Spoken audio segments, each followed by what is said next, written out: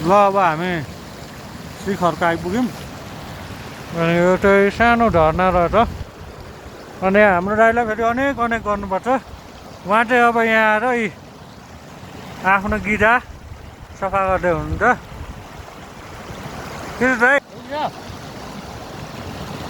बिहान पानी चिसो भएर माथि जमेर ब्रस गर्न सकेन अहिले सर बगेको हाम्रो प्राकृतिक नेचुरल पानी त्यसैले अब ब्रस पानी दाइ नेचुरलै हुन्छ नेचुरल पानी क्या होइन यसरी एकदम स्प्रिङ भन्नु स्प्रिङ स्प्रिङ वाटर पुरा होइन डाइरेक्ट हाम्रो हिमालय सर्ट वहाँबाट यो चाहिँ अदृश्य ठाउँ हो अझै कता छ कता माथि अप्रोच गरेर एकछिन तल गएर हामी खाना खान्छौँ अनि गाडी चढेर फेरि सम्भवतः हामी आजै घर फर्किने तयारी गर्छौँ अर्को दाइले पनि ब्रस गर्ने तयारी गर्दै हुन्छ उहाँले पनि ब्रस गर्दै हुन्छ लिएर बसेको छु अब आफै सफा हुन्छ